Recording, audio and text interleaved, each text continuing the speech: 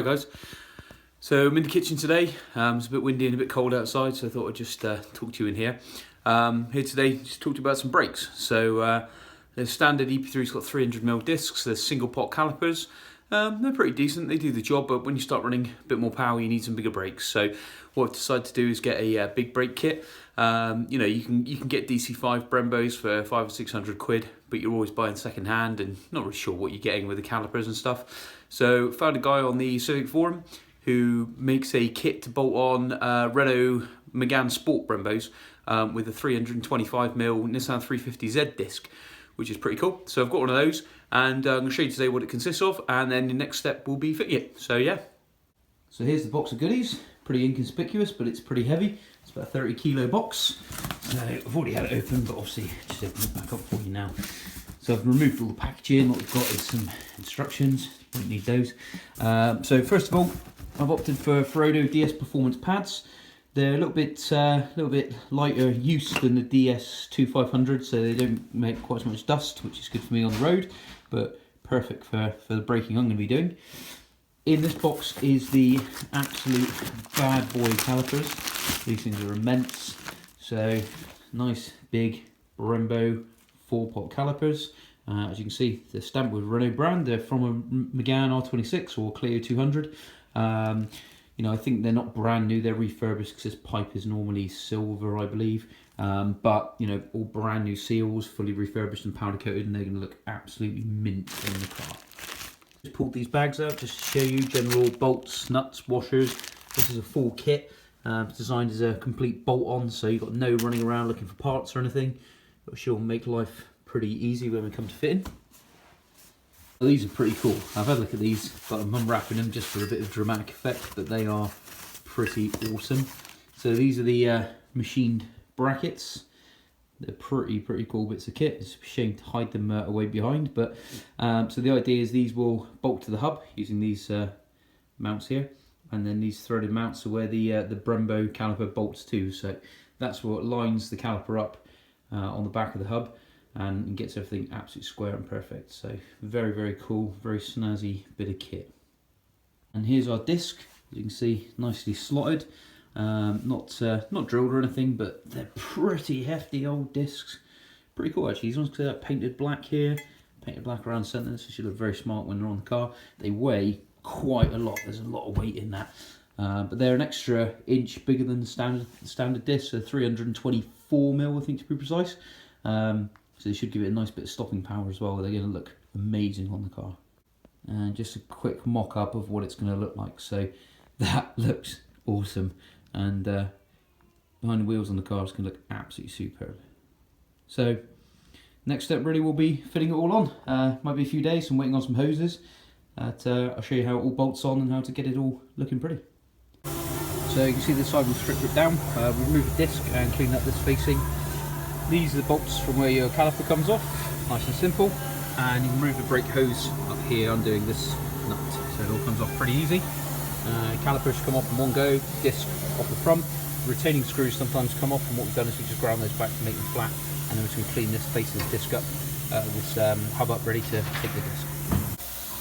There's a disc on, don't forget to fit your centre in ring there in the middle, just to make sure it all lines up well. We've just trimmed the back plates just here at the bottom to clear the caliper, and then just bolting on the brackets with the bolts just there. So just to show you a bit clearer, this is where we've trimmed the back plates, so just nice and square around this edge. Gives you plenty of clearance for the caliper. Make sure you clean all your faces up before you mount anything, get it all nice and clean. And just to confirm, this is where the hose comes off. So your clip comes off, hose undoes and drops out at the bottom, and then you undo this 10mm bolt here, and then you obviously remove it from the back of the caliper, or you can just unbolt the caliper using these bolts here and here, and you can just remove the whole thing in one go. Your disc then should come off. Sometimes you've got centering screws, vacating screws, which might be snapped off. We've just ground those back as well.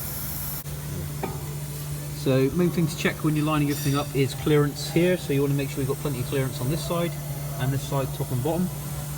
You've got shims included, but actually we haven't had to use any now. We've got pretty good clearance, and it's pretty much bang on both sides.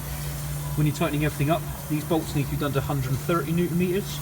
and these ones back here are 110 Newton meters. So just make sure you torque everything up, and a bit of Loctite on them as well, just hold it all in place. It's all starting to come together quite nicely, and it should look pretty awesome when it's all on. So the next thing is to connect up your hoses. You see there's a banjo bolt back here which fits your hose into the back of the caliper. Copper washer on each side, so make sure you do that. Run it along, fix it onto the bracket here, and then up here to your thing, so to your connection to your brake hose. So you've got a little lock tab here which slides in and out, and then you do the nut up and down to tighten it all up. So next step is fitting your pads. They're pretty easy, they slide straight in. This spring bracket then holds them in, stops them rattling around, and your pins come in from this side. So they just knock through. So they are an interference fit, you've got to give them a bit of a tap to get them through. They lock through the holes in the pads, top and bottom, and out the other side hold them all in. So that's this side complete. As you can see, it looks really, really good there. I'm just going to try and focus a bit. There we go. Looks really, really good. Nice red colour code hose there as well. So all we need to do is bleed them. So we've got 2 bleed nipples to do, which we're going to do once we've completed the other side. What we have just done, if you're going to fit any HEL hoses, is they actually have a bit of a slide through bracket here, which is a bit of a pain. So we've just added a cable tie on each side just to hold it in place. Everything all nicely tightened up. So all ready for bleeding. Should give you a nice bit of stopping power over the standard discs and pads, and even upgraded ones. You know, there's quite a bit of difference there. So I'll show you in the video in a second of what it looks like behind the wheel once we've bled everything through. So that's the brakes all fitted. Clearance is pretty tight in there, but it's all pretty good. You can see it all clears pretty well. If you're going to have fit your standard wheels, you're probably going to have to run spacers, because you're not going to get any clearance on there at all. So 10mm spacers should give you enough clearance. But as you can see, they look absolutely awesome. We've bled the brakes through now. I'm not going to show you how to bleed brakes because I don't know how to do it. I've had someone else do it for me, and which is what I'd advise you to do as well, because if you fuck it up, you're in trouble. So there we go, all on, all looking mint. I'll do a little video when I've got them bedded in and tell you what they run like. Let's just show you a quick video of the brakes now. As you can see it all on, they look amazing. You know, you can really feel the pedal is much better already. I'll go back through the video and add some subtitles on just to make sure I'm highlighting the important bits. Luckily my wheels have gone on without a spacer, so you didn't actually need to fit a spacer at all. But if you are going to run your standard wheels, you're definitely going to need a spacer to space them out, because you can see just how tight everything is, even on these rotor boosts. So yeah, well worth the money. Brilliant upgrade, look absolutely superb behind the wheel. Everyone who's seen them so far has absolutely blown their mind. So yeah, really, really nice, and I hope this video's helped you fit them. Good luck. Also, just to confirm, I jokingly said at the beginning I was not going to pay any attention to these. That's a lie, obviously. Go through the instructions. They're actually pretty clear, and they give you all the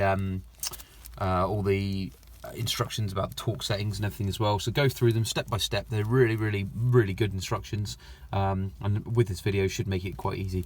You know, just to make sure you put copper grease on the back of the pads and you get everything in properly. As I said, bleeding the brakes, I'm afraid I didn't show how to do that because it's not something I know how to do myself. So I would say, if you're not capable of doing it yourself, ask somebody else to do it for you. Watch some videos on YouTube, but make sure you learn how to bleed Brembos properly, because you do have to bleed both sides of the caliper. So yeah, good luck.